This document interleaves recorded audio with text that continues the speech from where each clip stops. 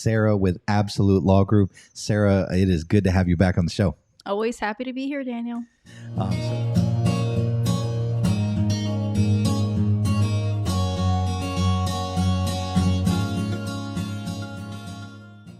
So we are excited today because we are going to be talking about guardians. Yes.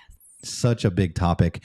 Guardians have so many roles. Sometimes you want to avoid having to have a guardian. Sometimes there is no avoiding it. Sometimes you need it. So we're going to cover a few things. We're going to talk about roles. We're going to talk about responsibilities, how to avoid, and then what happens when you can't avoid. So let's start out by just introducing Sarah, Absolute Law Group. Where are you guys located? What areas do you serve? Hey, thanks, Daniel, again for having me. We are an elder law firm that services the entire Central Florida area and honestly the state of Florida at this point. So we're super happy about that. Our offices are here in Ocala, Crystal River, and the Villages. We are road warriors. We're everywhere. I was going to say, God bless you in traffic. Yes. That has got to be a nightmare. So let's talk about guardians. What is a guardian? So a guardian is somebody that the court appoints through a process that's called guardianship. And that process really is when the court determines that you're not in a situation that you can make your own decisions anymore, that you're not mentally capable to manage your finances, to make healthcare decisions, to just run your life. So you're literally having a judge give your rights and delegating them to somebody else. And that's your guardian. And that's somebody that really steps into your shoes and is legally supposed to act in your best interest and make decisions for you when you can't. Wow. That sounds a little scary. It sounds like it's something that, I'm not saying I want to avoid it necessarily, but like if I have no control. Yeah, it is something that we don't start that process really unless there's no other alternative, because ultimately what you're doing is you're taking your rights away as a human, quite honestly, and giving them to somebody. You're delegating them away. We're talking about the right to travel, the right to marry, the right to, run your own money, the right to decide what kind of healthcare you get, who you talk to, who you get to see. These are all really decisions that are no longer yours anymore. So when you're right, it is scary, and it is something, I wanted to talk about this today specifically because I have been inundated with guardianship cases recently. And so many of them, when I look at the facts, I'm like, oh my gosh, if we had talked to this guy like 5 years ago, 1 year ago, 6 months ago, we wouldn't be here right now. Because now they're no longer with it enough. Like I literally had some guy that I talked to within a 2-week period. 2 weeks ago, he was fine. Now he's not. And we're going through this court proceeding that not only is just hella time consuming, it's really expensive too.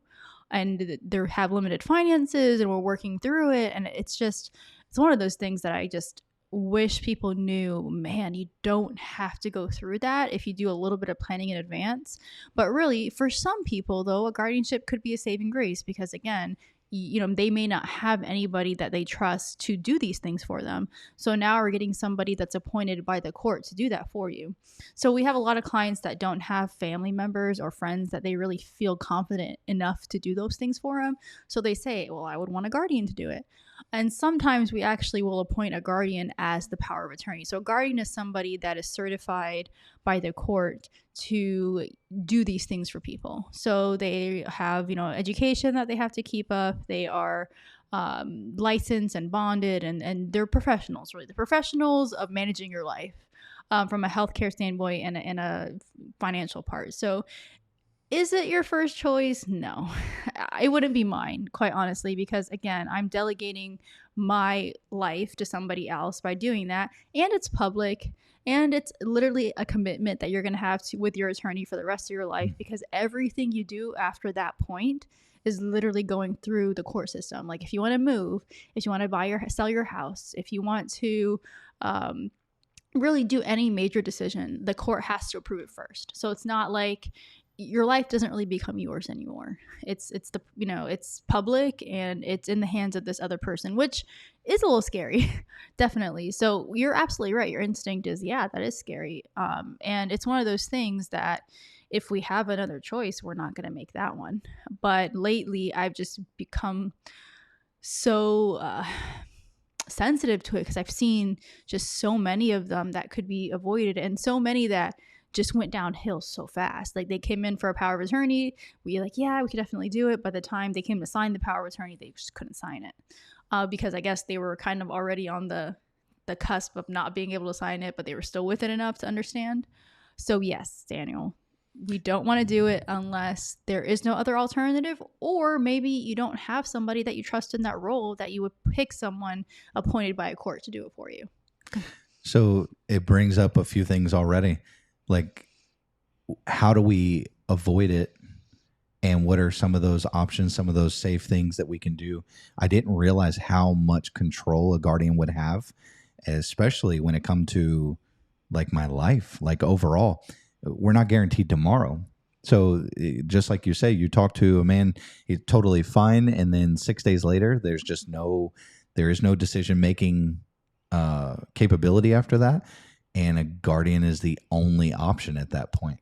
So before we even jump into role responsibility, what are some things that people can do that don't want to end up with a guardian to make all those decisions? And, I talked about that so much in our last podcast too, which is those power of attorney documents, people. I had somebody yesterday come to me wanting a trust, and they had like a financial constraint saying, we're going to do the trust now and power of attorneys later. And I said, you know what? Like, we need to do the power of attorneys first and the trust later, because those power of attorney documents, Daniel, that's really, you are delegating your, financial authority and your healthcare authority to somebody that, number one, you trust. It's not as extensive as a guardian in the sense that, yes, your power of attorney can't tell you who you're going to marry. They can't tell you where you're going to go. They're not in charge of you as a person, but they do become in charge of your affairs, and they do become in charge of your healthcare if you can't. So having those power of attorney documents in place early, when you're able to decide who you want, is really, for me at least, it's reassuring, because at least I'm picking somebody that I'm comfortable with, and I'm not relying on a judge that doesn't know me to decide who that person is. And for me, that's a huge sense of relief, because yes, even power of attorney documents scare people, because the financial one's effective the day you sign it in the state of Florida. Now, you don't have to give people the paperwork like we talked about last time. You can hold on to it until you need it, which is, again, the alternative between holding on to it and not giving it to them, or not doing it at all and going through guardianship. Let's hold on to it, right? Because again, you're still in control of the process.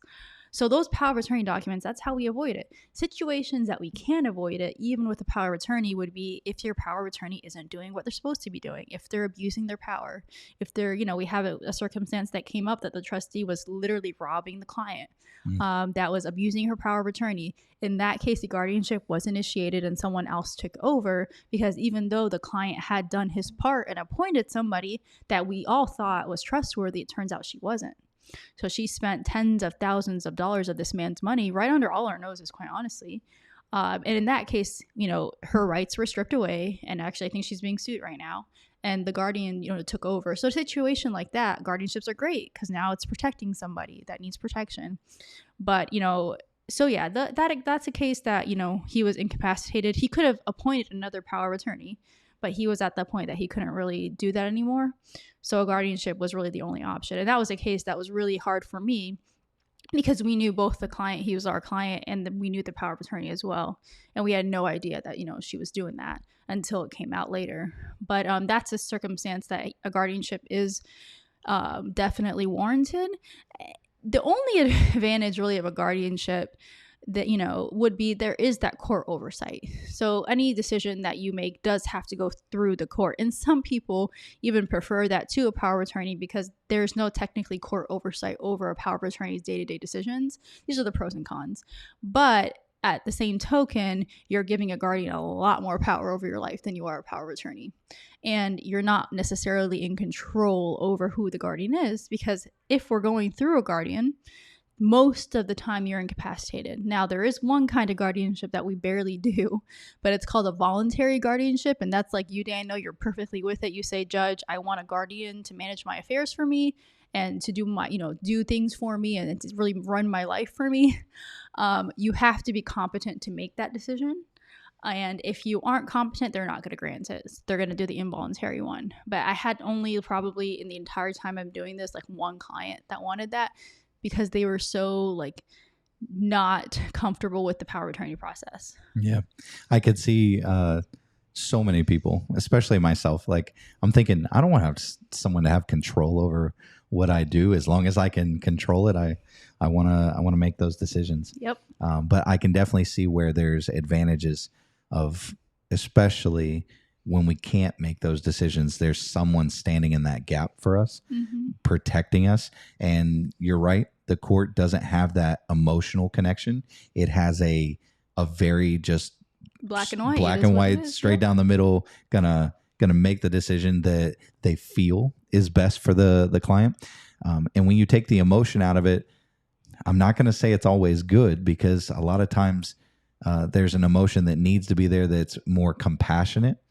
But I am glad that it takes out the emotional responses of, if someone truly needs something and they've expressed this need, the emotion of, well, do they really need it? They don't put their own personal opinion in the way. So I want to talk about the role of a guardian. What do you think the primary and sometimes those secondary, those little minutia pieces are as well? So the primary role of the guardian really is to make sure you're taken care of. So that includes, making sure your bills are paid, making sure you have what you need medically, making sure you're in a safe place, making sure that your property is taken care of. So if you have a home, for example, it is their, job to make sure you don't have squatters in there, that it's being maintained, that that they're preserving your assets, that your investments are being done properly. It's a big job.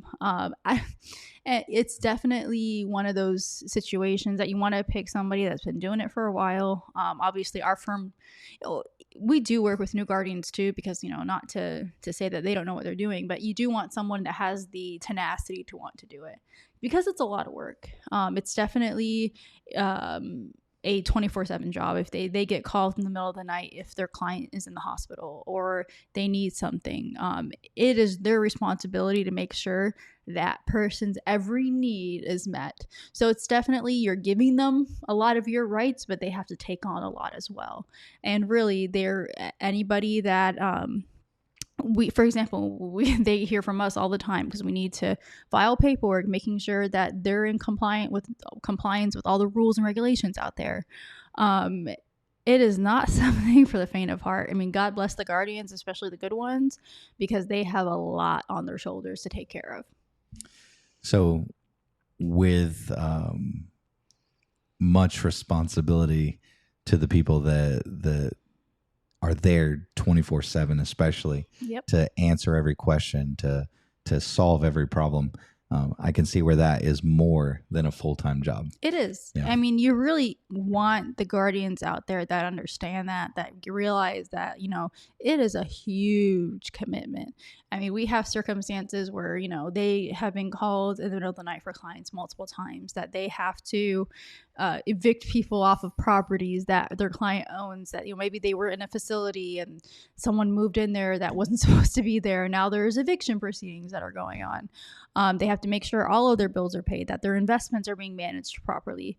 For example, that no one is doing anything they're not supposed to be doing. And with good guardians, it's amazing, just how much they do.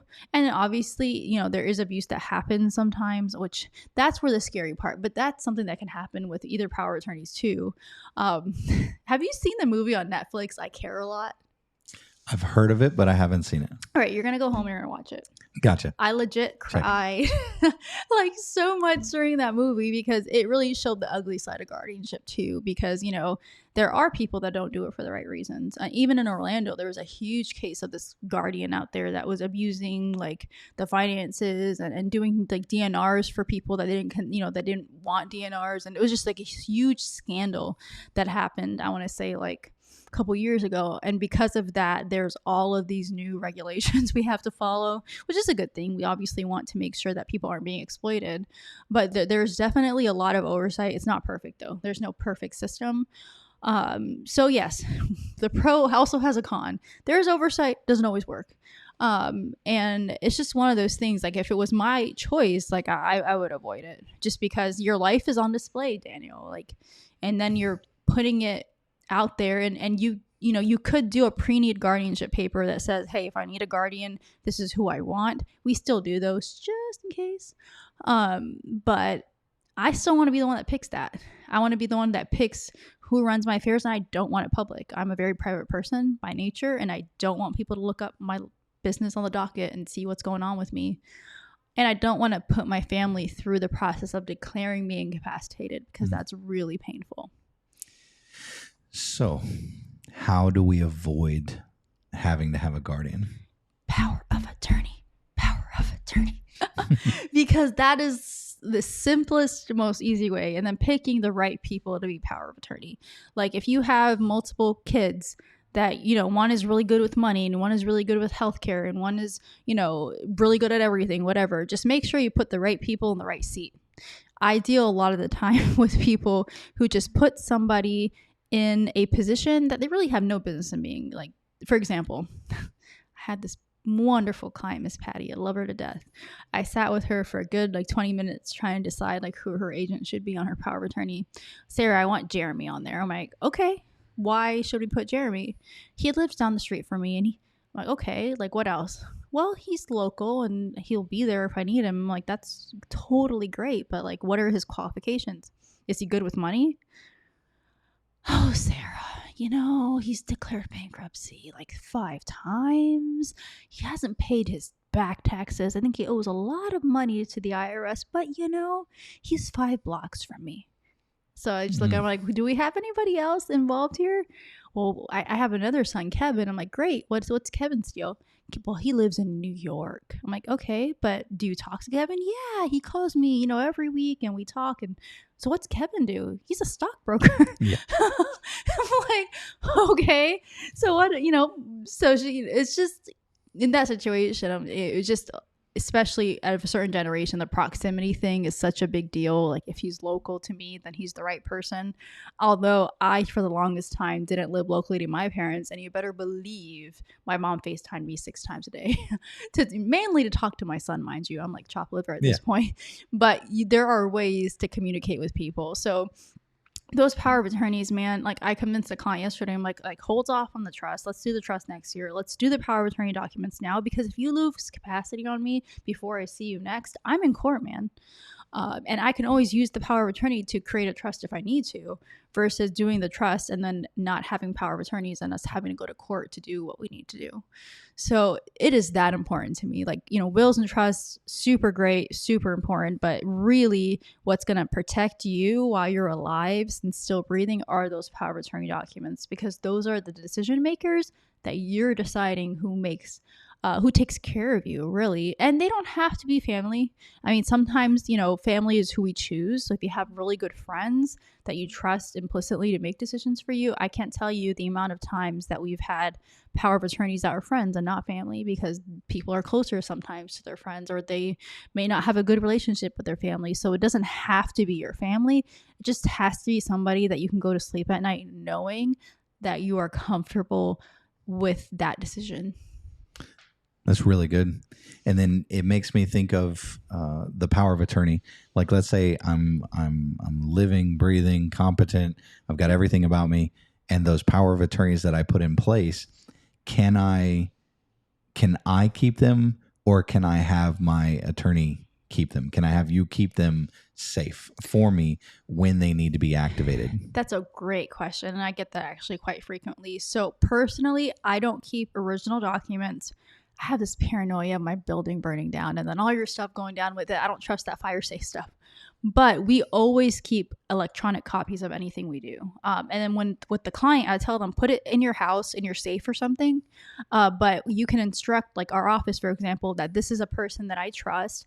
If they call you saying that I'm incapacitated, probably with some evidence of incapacity, release the documents to them, because most power attorneys, at least ours, the copies are just as effective as the original. So we could send them a copy of it and they would have it.